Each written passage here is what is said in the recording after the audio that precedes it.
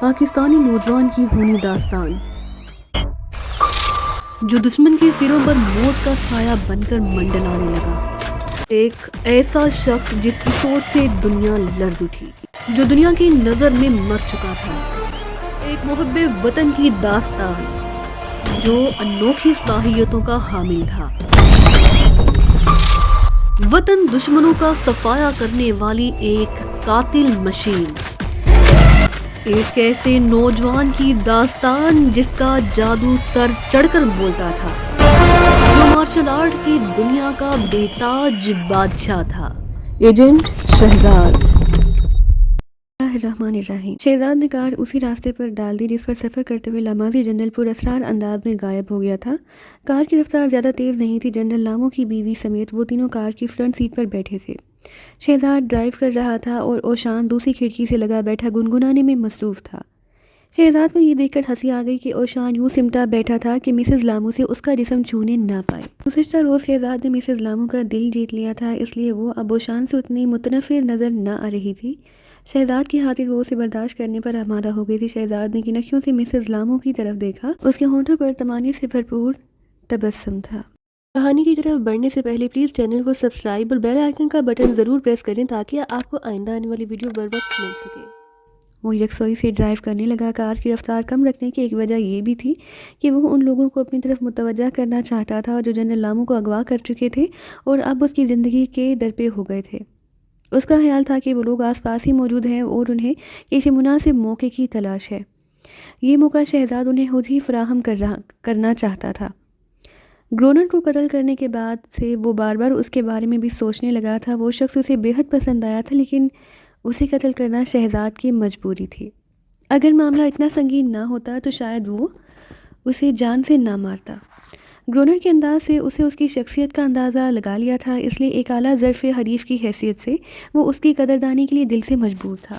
اب تک کسی نے ان کی کار کا تعاقب نہیں کیا تھا۔ کاریں عقب سے آ کر گزر رہی تھیں، ایک کاریں پیچھے پیچھے بھی نظر آتی رہیں، لیکن وہ کسی نہ کسی چوراہے سے غائب ہو گئیں، اس لیے وہ کسی کار کو مشکوک قرار نہیں دے سکا تھا۔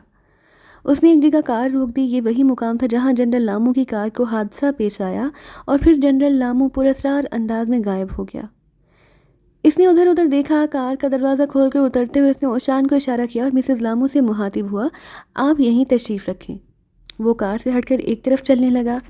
اوشان اس کے پیچھے چل رہا تھا۔ ایک جگہ رک کر شہزاد نے اوشان سے کہا، میرا خیال ہے یہاں پہنچنے کے بعد مجھے یہ محسوس ہونے لگا ہے کہ جنرل لامو کیسے غائب ہو گیا تھا اور میرا یہ نظریہ نہیں ہوگا، لیکن تمہیں اس قسم کی سراغ رسانی کی ترتیب تو نہیں دی گئی؟ اوشان نے مسکرا کر کہا، میں محسوس کر سکتا ہوں، اندازہ لگا سکتا ہوں، اس کا دوسرا نام سراغ رسانی ہے۔ سراغ کو پہلے ہی محسوس کیا جاتا ہے، شہزاد نے جواب دیا اور ادھر ادھر دیکھنے لگا۔ راہگیر انہیں بڑی توجہ سے دیکھتے ہوئے گزر رہے تھے۔ یہاں آنے کے بعد مجھے یہ احساس شدت سے ہو رہا ہے کہ جنرل لامو اس مقام سے غائب نہیں ہوا، وہ اپنی کار سے اتر کر نہیں جا سکتا تھا اور کوئی اسے لے جاتے ہوئے بھی نظر نہیں آیا۔ اوشان نے تبصرہ کیا، جبکہ میرا خیال ہے کہ جنرل لامو نے اپنے ڈرائیور اور سیکرٹری کو خود ہی ٹھکانے لگا دیا ہوگا۔ ایسی حالت میں اس نے اپنے اغوا کرنے والے کو کیسے معاف کیا ہوگا؟ اوشان نے سوال کیا۔ وہ اپنے آدمی کی بجائے اسے ہی گولی مار سکتا تھا۔ اچانک ریل کی آواز سنائی دی اور ملک کے اندرونی حصے میں چلنے والی گاڑی کا شور ختم ہوتے ہی شہزاد نے اسبات میں سر ہلا دیا۔ میں سوچ رہا ہوں کہ جنرل کو صرف اس گاڑی ہی کے ذریعے فرار کا موقع مل سکتا تھا۔ اس گاڑی کا سٹاپ اوگی ٹاؤن ہے، جنرل کو وہیں ہونا چاہیے، شہزاد نے زیر لب کہا۔ ہو سکتا ہے جنرل کو قتل کر دیا گیا ہو۔ ایسی صورت میں ہم پر قاتلانہ حملے کی کیا وجہ ہے؟ صرف انتقام۔ تو پھر انہیں میرے سر کی قیمت بڑھا دینی چاہیے۔ ایسا ہو رہا ہوگا بیٹے، اوشان بڑبڑایا، یقیناً اس بار ایسا ہی یہ کیا جا رہا ہے۔ کچھ بھی ہے، میں اوگی ٹاؤن ضرور جاؤں گا، شہزاد نے کہا اور کار کی طرف دیکھنے لگا۔ مسز لامو نے بیٹھے بیٹھے بیزاری محسوس کر کے ہارن بجانا شروع کر دیا۔ آخر اس گدھی کو ساتھ لانے کی ضرورت کیا تھی؟ اوشان نے برا سا منہ بناتے ہوئے کہا، جنرل لامو کو ہم میں سے کسی نے نہیں دیکھا، یہ اپنے شوہر کو پہچاننے کے علاوہ اس کی آواز بھی پہچان سکتی ہے، اس کے لیے ہمیں جنرل لامو کی تصویر بھی تو دی جا سکتی تھی۔ ہاں لیکن اوشان، شہزاد نے اس کی حالت سے لطف اندوز ہوتے ہوئے کہا، یہ عورت ان لوگوں کی توجہ اپنی طرف مبذول کرائے گی جنہوں نے جنرل لامو کو اغوا کیا ہے۔ حکام احمق نہیں، انہوں نے بہت سوچ سمجھ کر ہی اسے یہاں بھیجا ہے۔ دفاتر شہزاد کی نگاہ ایک شخص پر پڑی کہ وہ اب سے 3 بار دیکھ چکا تھا، اور یہ شخص چوتھی دفعہ ان کے قریب سے گزر رہا تھا۔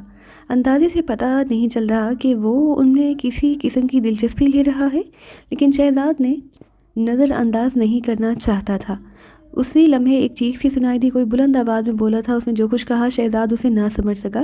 اس نے وضاحت طلب نگاہ سے اوشان کی طرف دیکھا، جس کے ہونٹوں پر عجیب سی مسکراہٹ پھیلی ہوئی تھی۔ یقیناً یہ شخص بھی لاماضی ہے، اور اس نے ایک عرصے بعد اتنی حسین لاماضی عورت دیکھی ہے۔ اوشان نے وضاحت کی۔ اس نے کیا کہا؟ لاماضی حسینہ، لاماضی حسینہ۔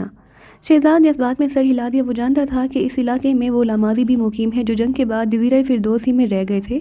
اس نے اس شخص کے چہرے کو ذہن میں تازہ کیا جس کو 4 مرتبہ دیکھ چکا تھا۔ نقش و نگار کے اعتبار سے بھی وہ لاماضی ہی تھا۔ وہ سمجھ گیا کہ کھیل شروع ہو گیا ہے۔ اس نے ادھر ادھر دیکھا، لیکن اسے مایوسی ہوئی کیونکہ وہاں کوئی لاماضی ریسٹورانٹ نہیں تھا۔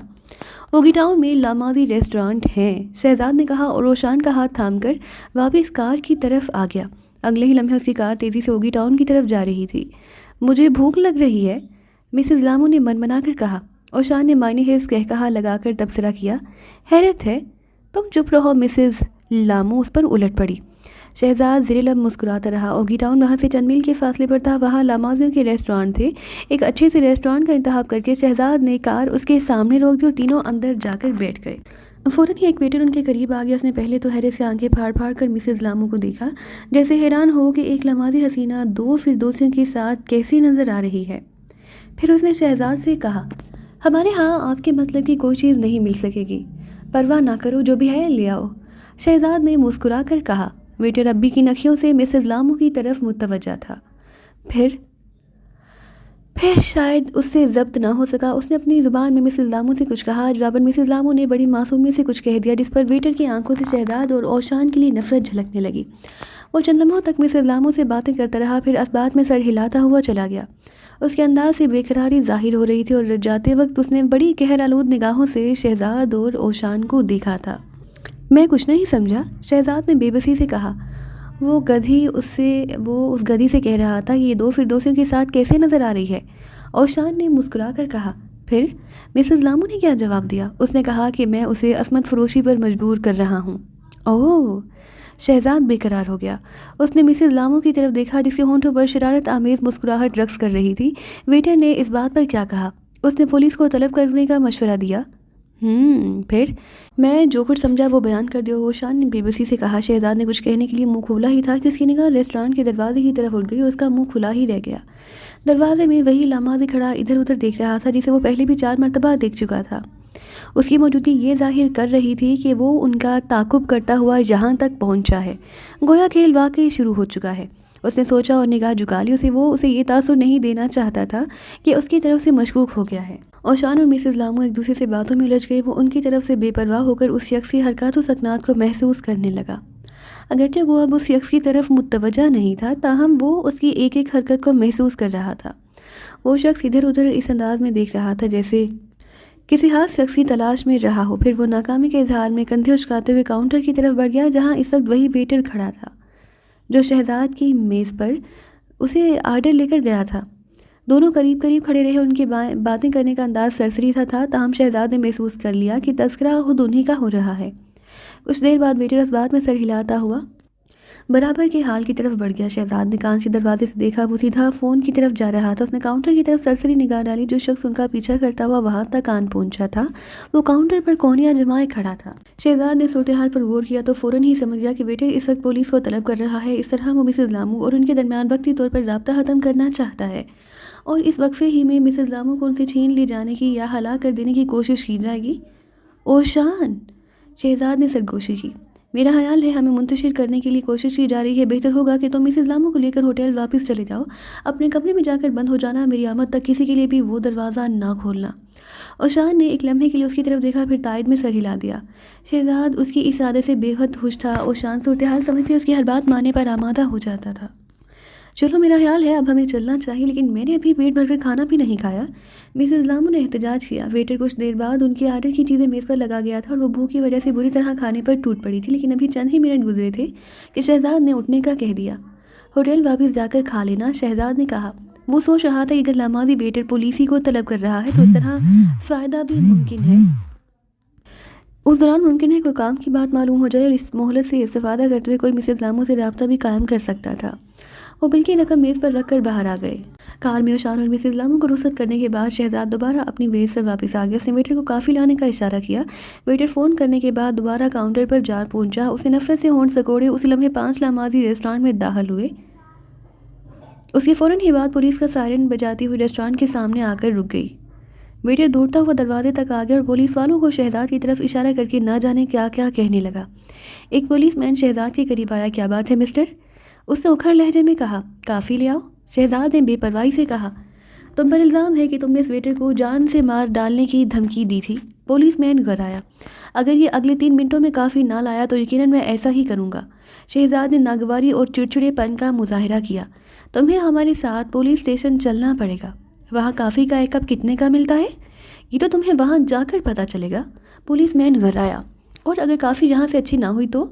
ہم اپنے گاہکوں کی تسلی اور اطمینان کرانے میں ماہر ہیں۔ پولیس مین نے معنی ہے انداز میں کہا۔ تم چلو تو صحیح۔ شہزاد ایک طویل سانس لے کر اٹھ گیا۔ باہر اسے پولیس کار کی اگبی سیٹ پر بٹھانے کے بعد کار سائرن بجاتی ہوئی تیزی سے پولیس اسٹیشن کی طرف بڑھ گئی۔ شہزاد اس دوران اطمینان سے منہ چلاتا رہا۔ وہ جو کچھ سوچ رہا تھا وہی سامنے آیا۔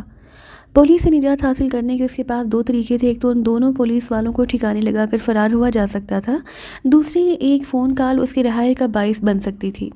ان دونوں پولیس والوں کو ٹھکانے لگانا اس کے لیے کوئی بڑی بات نہ تھی، لیکن وہ بے گناہوں کا خون بہانے کا قائل نہیں تھا، اس لیے فون کال کے ذریعے تھانے سے رہائی کا ارادہ کرنے لگا۔ اسے تھانے کے انچارج کے پاس پہنچا دیا گیا۔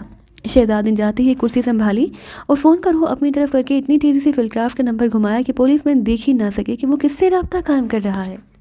ایک پولیس میں نے ہاتھ بڑھا کر اس سے ریسیور چھین لینا چاہا، لیکن دوسرے ہاتھ سے شہزاد نے اس کی کلائی تھام لی اور اس کے انگوٹھے نے آہستگی سے محسوس انداز میں دباؤ ڈالنا شروع کر دیا۔ پولیس مین کا ہاتھ چل ہو گیا۔ Hello sweet heart.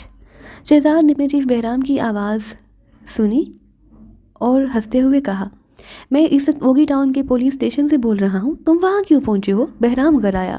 یہ لوگ مجھے اچھی سی کافی پلانے کا وعدہ کر کے لائے ہیں، لیکن میں کافی پیے بغیر فوراً اپنے ہوٹل واپس جانا چاہتا ہوں۔ یہ کہہ کر اس نے ریسیور رکھ دیا اور پولیس مین کے ہاتھ کو انگوٹھے کی مدد سے ذرا سا دبا کر چھوڑ دیا۔ ہاتھ ہٹانے کے بعد وہ پولیس مین بری طرح ہانپنے لگا۔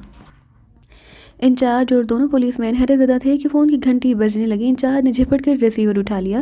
چند لمحوں تک وہ فون پر کھلی سی بات کرتا رہا، پھر ریسیور رکھ کر ایک طویل سانس لیتے ہوئے بولا، آپ جا سکتے ہیں جناب، لیکن مجھے کافی پلانے کا وعدہ کیا گیا تھا۔ اگر آپ پسند کریں تو کافی بھی حاصل کی جا سکتی ہے۔ انچارج نے بڑے انکسار سے کہا، لیکن اس سے پہلے کہ وہ اپنے ماتحتوں کو کافی لانے کا حکم دیتا، شہزاد نے ہاتھ کے اشارے سے اسے روک دیا اور مسکرا کر ان 2 پولیس والوں کی طرف دیکھنے لگا جو اسے ریسٹورانٹ سے اٹھا لائے تھے۔ وہ اب اسے بے حد مروب دکھائی دے رہے تھے۔ شہزاد اپنے ہوٹل واپس پہنچا تو راستے پر اس نے تعاقب کے امکانات کا جائزہ لیا، لیکن کسی نے اس کا پیچھا کرنے کی کوشش نہیں کی۔ وہ سوچ رہا تھا کہ جنرل لامو کو تلاش کرنے کا وقت تیزی سے کم ہوتا جا رہا ہے۔ پھر اس کے ذہن میں آیا کہ ممکن ہے کسی نے مسز لامو سے رابطہ قائم کر لیا ہو۔ اس نے اوشان کے کمرے کا دروازہ کھولا۔ وہ ایک صوفے پر بیٹھا ٹی وی دیکھ رہا تھا۔ مسز لامو کہاں ہیں؟ شہزاد نے پوچھا تو اس کا دل شدت سے دھڑک رہا تھا۔ تم دونوں ہری سے جہاں پہنچ گئے تھے؟ اوشان نے کندھے کے اوپر سے دروازے کی طرف دیکھا، جس کا مطلب تھا کہ مسز لامو اپنے کمرے میں موجود ہے۔ کسی نے تم دونوں کا تعاقب تو نہیں کیا؟ نہیں، اوشان نے مسکرا کر کہا۔ شہزاد نے اس بات میں سر ہلایا اور درمیانی دروازہ کھولتا ہوا مسز لامو کے کمرے میں داخل ہوا۔ وہ اپنے بستر پر نیم دراز تھی۔ آہٹ سنتے ہی چونک کر دروازے کی طرف دیکھنے لگی۔ شہزاد پر نگاہ پڑتے ہی وہ اچھل کر بستر سے اتری اور اس کے سامنے کھڑی ہو گئی۔ اوگی ٹاؤن بہت اچھی جگہ ہے، وہ مترنم آواز میں بولی، شاید اس لیے کہ وہاں تمہیں اپنی قوم کے چند چہرے نظر آ گئے تھے؟ نہیں، وہ مجھے واقعی بے حد پسند آیا۔ کیا ہم وہاں دوبارہ نہیں جا سکتے؟ مسز لامو کے لہجے میں اشتیاق تھا۔ کیوں نہیں جا سکتے؟ شہزاد نے مسکرا کر کہا، یہ بتاؤ کسی نے تم سے رابطہ قائم کرنے کی کوشش تو نہیں کی؟ تم نے جو جنگلی کتا میرے ساتھ چھوڑ رکھا ہے، یہ کسی کو رابطہ قائم کرنے کی مہلت دیتا تو شاید کوئی کوشش بھی کرتا نا۔ شہزاد ایک طویل سانس لے کر رہ گیا۔ یہ امکان بھی ختم ہو گیا۔ کیا ہم کل اوگی ٹاؤن جائیں گے؟ میں نے سنا کہ وہاں ایک کراٹے سکھانے کا اسکول بھی ہے اور اس اسکول کو کوئی بھی سیاہ نظر انداز نہیں کر سکتا۔ کیا یہ حقیقت ہے؟ یقیناً یقیناً۔ شہزاد کے کان کھڑے ہو گئے۔ کسی نہ کسی کو تم سے رابطہ قائم کرنا چاہیے گڑیا۔ اگر ایسا ہوا تو جنرل لامو تک پہنچنا زیادہ مشکل نہیں رہے گا۔ ہاں یہ تو ہے۔ شہزاد واپسی کے ارادے سے دروازے کی طرف گھوما ہی تھا کہ وہ دوڑتی ہوئی آ کر اس کی راہ میں حائل ہو گئی۔ کیا تم مجھ سے ناراض ہو؟ نہیں تو، شہزاد نے حیرانی سے کہا۔ تم مجھے یوں نظر انداز کیوں کر کے جا رہے ہو؟ مسز لامو نے بھرائی ہوئی آواز میں کہا، کیا پھر کبھی صحیح گڑیا، شہزاد نے سگال کو سہلاتے ہوئے کہا، میں اس وقت بے حد تھکا ہوا ہوں، تم کسی الجھن کا شکار لگتے ہو، کیا بات ہے آخر؟ کوئی بات نہیں، اگر تم مجھے جانے کی اجازت نہیں دیتی تو میں رک جاتا ہوں، شہزاد نے مسکرا کر کہا۔ اس کی دھڑکنیں بے ترتیب ہو رہی تھیں، اس نے کوئی غیر معمولی بات محسوس کی تھی۔ اس غیر معمولی بات کا تعلق مسز لامو کے جذبات سے ہرگز نہیں تھا، بلکہ کوئی اور ہی معاملہ تھا، اور وہ یہ سوچ کر رک گیا تھا کہ اس سلسلے میں اطمینان کر لینا چاہیے۔ وہ پلٹا تو اس کی نگاہ بستر پر رکھے ہوئے تکیے کی طرف اٹھ گئی، جس کے نیچے ایک سرخ سرخ سی چیز جھلک رہی تھی۔ وہ سوچ میں پڑ گیا، یہ ایک کتاب تھی۔ وہ جانتا تھا کہ اوشان اسے اوگی ٹاؤن سے سیدھا ہوٹل ہی لایا ہوگا، اور اس نے مسز لامو کو راستے میں کہیں رکنے یا کچھ خریدنے کی اجازت نہیں دی ہوگی۔ ایسے میں یہ کتاب مسز لامو کے پاس کہاں سے آ گئی؟ پھر اسے اوگی ٹاؤن کے اس مشہور عالم کراٹے اسکول کے بارے میں کہاں سے پتہ چلا؟ اگر اسکول کے ماری اسے پہلے سے ہی علم ہوتا تو وہ یقیناً اوگی ٹاؤن میں بھی اس کا استعمال ضرور کرتی۔ کراٹے اسکول کے بارے میں تمہیں اوشان نے بتایا ہوگا؟ اس نے مسکرا کر پوچھا۔ نہیں، اس جنگلی کتے سے تو راستے بھر ایک بھی بات نہیں ہوئی، مسز لامو نے برا سا منہ بنا کر کہا۔ شہزاد، اس کی عمر تو اب کافی ہو گئی ہے نا؟ ہاں، لیکن تم جانتے ہو کہ وہ اتنا عمر رسیدہ بھی نہیں۔ مسز لامو غصے سے تپ پڑی۔ ایسے آدمی کو خود بخود ہی مر جانا چاہیے، وہ بڑبڑائی۔ چھوڑو، تم بھی کہاں اس کے پیچھے پڑ گئی ہو؟ شہزاد نے ہنس کر موضوع بدل دینا چاہا۔ جب سے اوشان نے مسز لامو کو سبق دیا، اس نے گڑیا نما اس عورت کے منہ سے اوشان کے خلاف نکلی ہوئی ہر بات کو برداشت کرنا شروع کر دیا تھا، لیکن اس وقت اس کا ذہن سرخ جلد والی کتاب میں الجھا ہوا تھا۔ آخر یہ کتاب اس کے پاس کہاں سے آ گئی؟ وہ اس سلسلے میں مسز لامو سے براہ راست پوچھ کر اسے چونکانا نہیں چاہتا تھا، اس لیے خاموشی رہا۔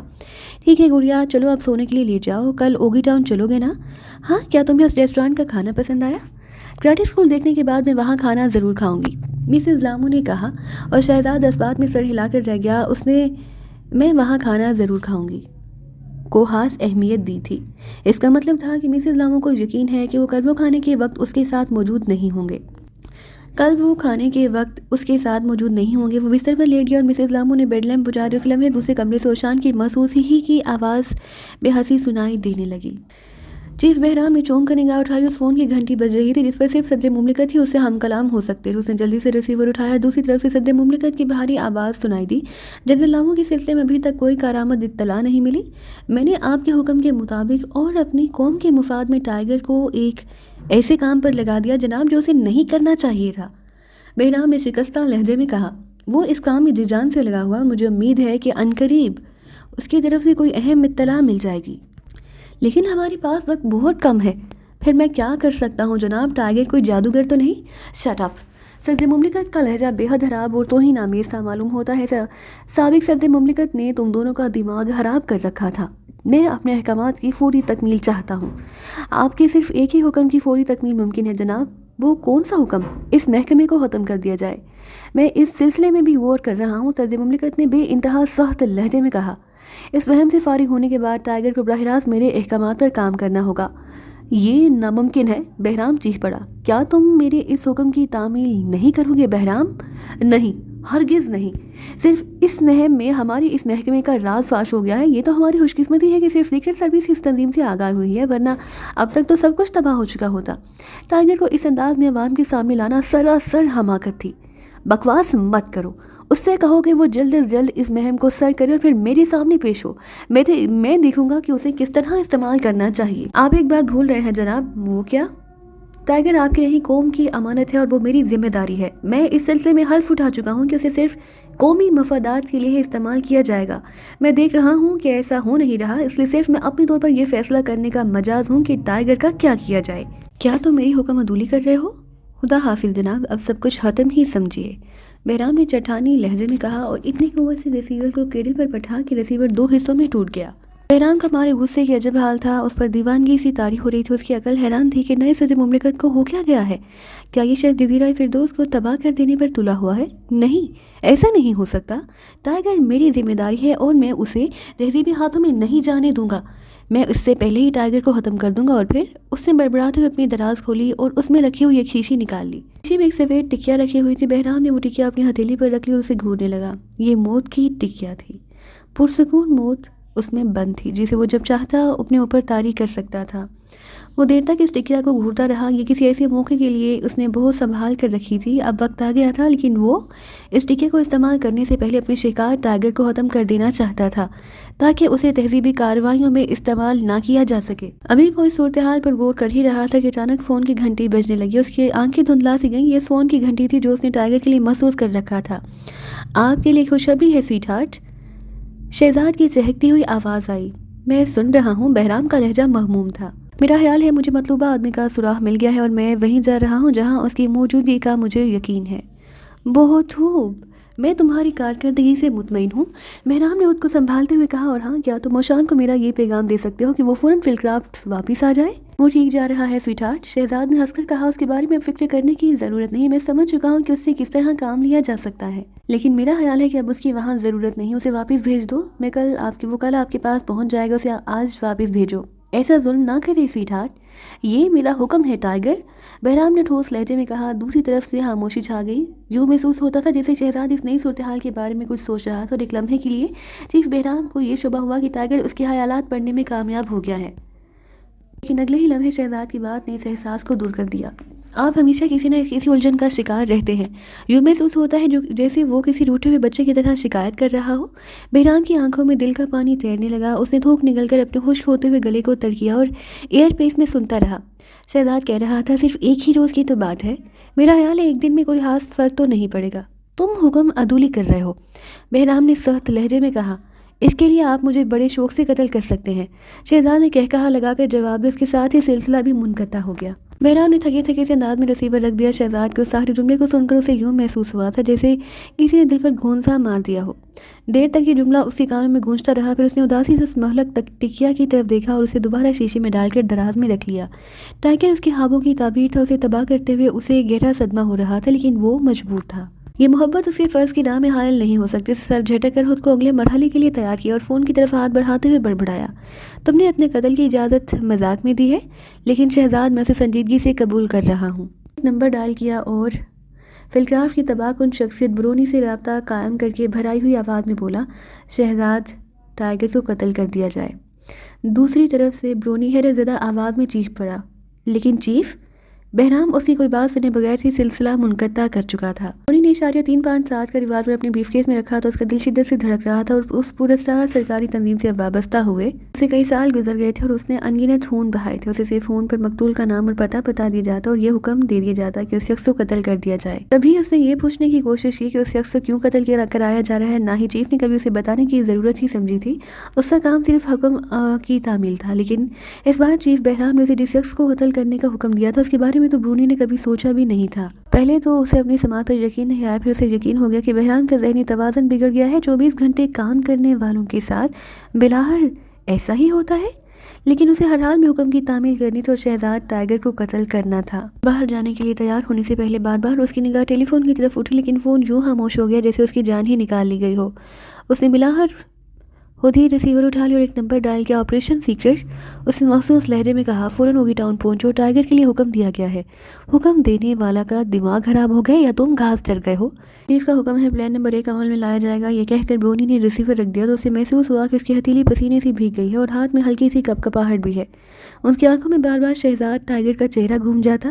وہ آپس میں چند بار مل چکے تھے اور برونی دل سے اسے چاہتا تھا. اوگی ٹاؤن کے جس ہوٹل میں شہزاد اوشان اور مسز لامو کا قیام تھا اس کے بارے میں برونی کو تفصیلات فراہم کر دی گئی تھی اور پلان نمبر 1 کے تحت اسے سب سے آخری کوشش کرنی تھی. اس سے پہلے 3 خاص قاتلوں نے شہزاد کو ٹھکانے لگانے کا کام کرنا تھا. ان کی ناکامی کی صورت میں برونی کو اپنا ریوالور استعمال کرنا تھا. منصوبے کی تفصیل پڑھتے ہوئے بار بار اسے اپنے 3.7 کے ریوالور کا خیال آتا رہا. اسے یقین تھا کہ ٹائیگر جیسی شخصیت کو اس ریوالور سے ٹھکانے نہیں لگایا جا سکتا، جس کا صاف مطلب تھا کہ خود اسے شہزاد کے ہاتھوں مرنا ہے. اس احساس اسے پرسکون کر دیا کہ وہ ٹائیگر کو قتل کرنے کی بجائے اس کے ہاتھوں مرنے جا رہا ہے. کراؤڈ سے شکار جیسے جیسے دور ہوتی جا رہی تھی اس کی دھڑکنوں میں شدت پیدا ہوتی چلی جا رہی تھی، حتیٰ کہ وہ اوگی ٹاؤن جا پہنچا جہاں اسے جے بی ٹرانسمیٹر پر یہ اطلاع ملی کہ اس کے 3 خاص ماتحتوں میں سے ایک شہزاد کے ہاتھوں ہلاک ہو چکا ہے. اس نے ایک ہوٹل کے ٹائلٹ میں شہزاد کو قتل کرنے کی کوشش کی تھی، لیکن ناکامی کی وجہ سے خود اسے ہڈیوں اور گوشت کا ڈھیر بن جانا پڑا. شام تک دوسرے خاص ماتحت کی موت کا بھی علم ہو گیا. اس نے کمرے میں گھس کر ٹائیگر کو قتل کرنے کی ناکام کوشش کی. وہ ویٹر کی وردی میں اندر جا گھسا اور ناکامی کے بعد اس کا جسم 10ویں منزل کی کھڑکی سے فٹ پاتھ پر گر کر پلاسٹک کے کسی کھلونے کی طرح ٹوٹ پھوٹ گیا تھا. رات بھر وہ بے چین رہا. اسے یہ اطلاع مل چکی تھی کہ شہزاد مسز لامو اور اوشان کے ساتھ اگلے روز اوگی لینڈ کی مشہور اور معروف کراٹے کلب کی سیر کے لیے جا رہا ہے. اس نے فیصلہ کیا کہ اگر رات میں تیسرا ہاتھ ماتحت بھی کام آ گیا تو وہ کراٹے کلب کے باہر شہزاد کا استقبال کرے گا. 4 بجے تیسرے ہاتھ آدمی کے بارے میں اسے اطلاع مل گئی. اطلاع دینے والا یقیناً فلکرافٹ کا کوئی محبر تھا. اس نے برونی کو بتایا کہ تیسرا ہاتھ ماتحت ایک کمرے میں یوں مردہ پڑا ہے کہ اس کے پیٹ میں ایک بڑا سا شگاف ہے جسے اس کا اندرونی جسم جھلک رہا ہے. وہ وہاں ایک مسافر کی حیثیت سے مقیم تھا. اسے شہزاد نے کس طرح ہلاک کیا، اس کے بارے میں اسے کیسے پتہ چلا، اس سلسلے میں محبر کچھ بھی بتانے سے معذور تھا.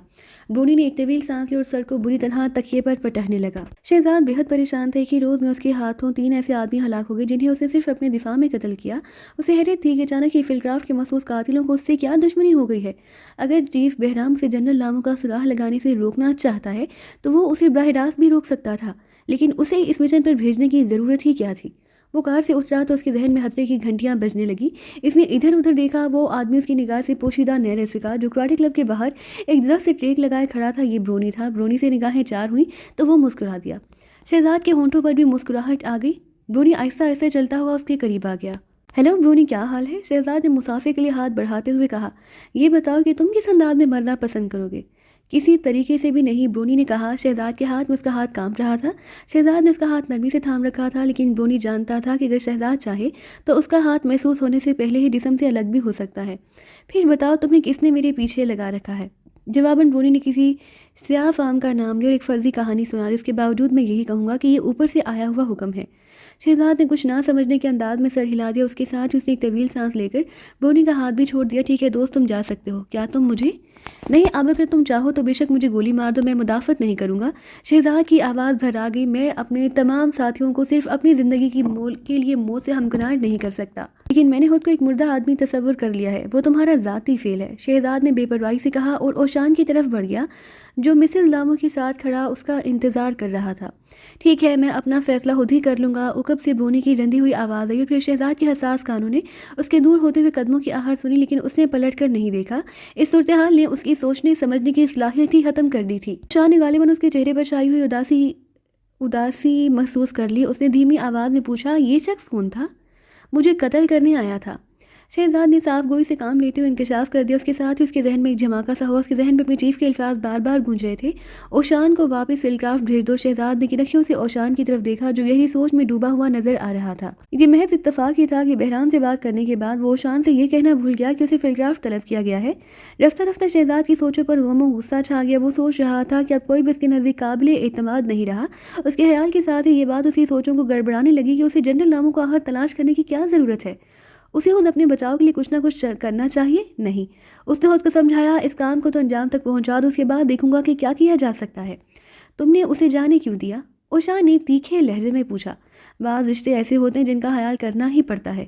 اوہ، کتنی شاندار عمارت ہے.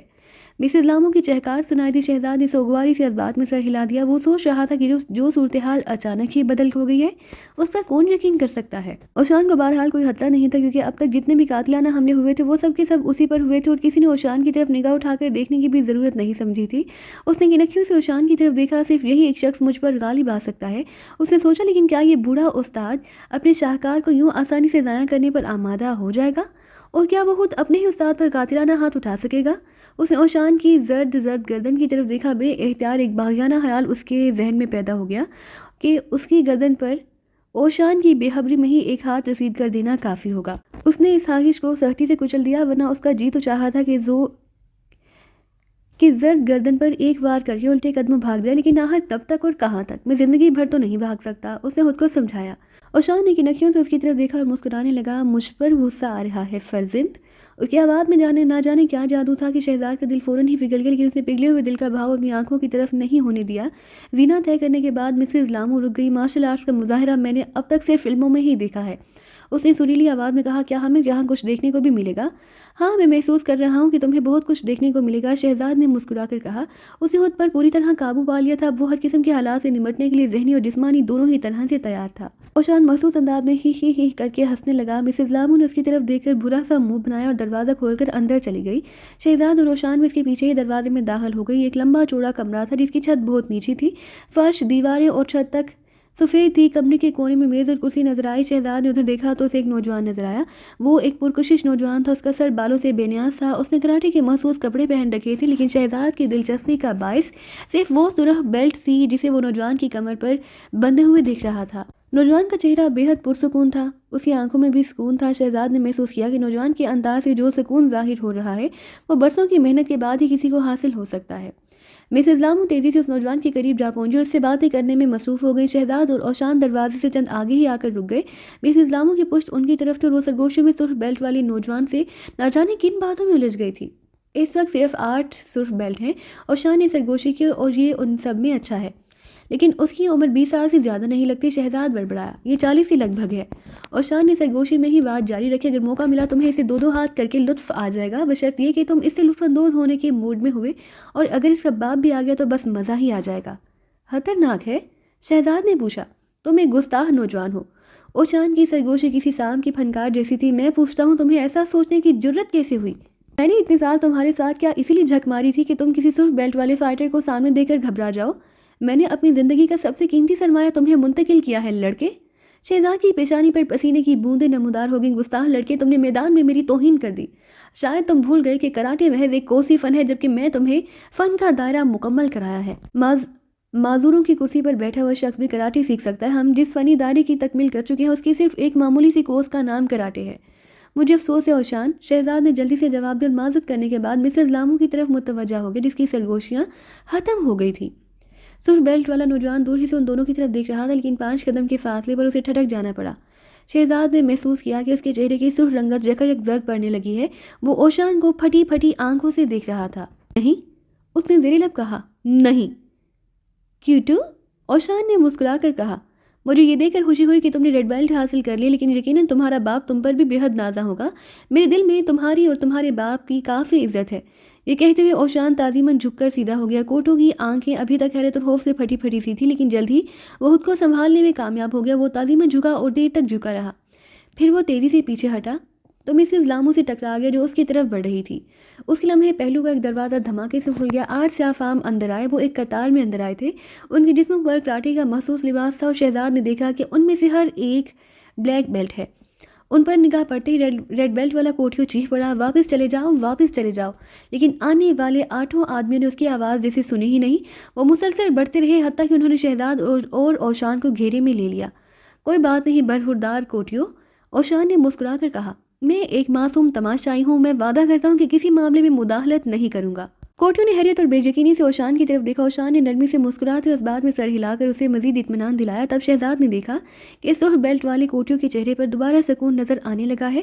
اس نے ایک بار پھر جھک کر کورنش بجا لاتے ہوئے اوشان کا شکریہ ادا کیا. میں جانتا ہوں کہ معزز اوشان اپنے وعدے سے پہلو تہی کرنے والا آدمی نہیں، کوٹھیو نے کہا اور شہزاد کی طرف متوجہ ہو گیا. 8 بلیک بیلٹ اور ایک سرخ بیلٹ والے حریفوں میں گھرا ہوا شہزاد ٹائیگر کی اکھیوں سے مسز لامو کی طرف دیکھ رہا تھا جس کے ہونٹوں پر بڑی پراسرار اور فاتحانہ مسکراہٹ تھی. اسی لمحے نیچی چھت والا وہ سفید کمرہ کھنکھناتے ہوئی تیز آوازوں سے گونج اٹھا. یہ خوفناک کہکہوں کی آوازیں تھیں. بیک وقت 8 آدمی ہنس پڑے تھے. ان کے کہکہوں میں درندگی تھی اور انداز بے حد مضحکہ اڑانے والا تھا. معلوم نہیں وہ کس بات پر ہنسے تھے. اوشان کی اس بات پر کہ وہ مداخلت نہیں کرے گا، یا اپنے لیڈر کوٹھیو کی بات پر کہ اسے اوشان کے وعدے پر اعتبار ہے. خاموش! کوٹھیو حلق کے بل چیخ پڑا. کہہ کے اچانک ہی دم توڑ گئے. کوئی گستاخی نہیں، کوٹھیو نے تنبیہ کی. سب سے پہلے تعظیماً جھک جاؤ. 8 بلیک بیلٹ حیرت سے کوٹھیو کی طرف دیکھنے لگے. انداز ایسا ہی تھا جیسے انہیں کوٹھیو کی دماغی صحت پر شبہ ہو گیا ہو، لیکن جب انہوں نے کوٹھیو کے چہرے پر سختی دیکھی تو سبھی جھک کر سیدھے ہو گئے.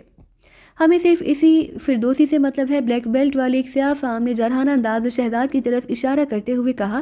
ہم کسی ایسے شخص سے لڑنا نہیں چاہتے جو پہلے ہی قبر میں پاؤں لٹکائے ہوئے ہے. اگر تمہارا اشارہ میری طرف ہے ہمالیت، اوشان نے تضحیک آمیز لہجے میں کہا، تو میں آج سے نہیں 25 سال سے قبر میں پاؤں لٹکائے بیٹھا ہوں. یہ نہ سمجھ ہے، اسے معاف کر دیجیے. کوٹھیو نے جلدی سے کہا. کوئی بات نہیں، میں ایسے آدمیوں کی باتوں کا ویسے بھی برا نہیں مانتا جن کا رنگ سیاہ ہو. اوشان کے ہونٹوں پر مسکراہٹ برقرار تھی. شہزاد اب تک خاموش کھڑا تھا. اس کے انداز سے یہی ظاہر ہو رہا تھا جیسے وہ کھڑے کھڑے پتھر کا ہو گیا ہو. اس نے اپنے ہونٹوں کو اتنی سختی سے بینچ رکھا تھا کہ ہونٹوں کی بجائے ایک پتلی سی لکیر ہی نظر آ رہی تھی. جس سیاہ فام نے شہزاد سے اپنی دشمنی کا اعلان کیا تھا وہ جسمانی اعتبار سے بے حد مضبوط نظر آ رہا تھا. شہزاد نے اندازہ لگایا کہ اس کا وزن کسی طرح بھی 245 پاؤنڈ سے کم نہیں ہوگا۔ اس کے چہرے کی ساخت ایسی تھی جیسے وہ آبنوس کا تراشا ہوا کوئی چہرہ ہو۔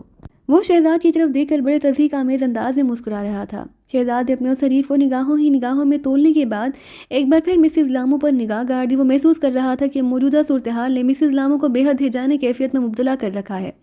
وہ سوچ رہا تھا کہ مسز لامو ہی صورتحال کی ذمہ دار ہیں یا دشمن نے ان لوگوں سے پہلے ہی رابطہ قائم کر رکھا تھا۔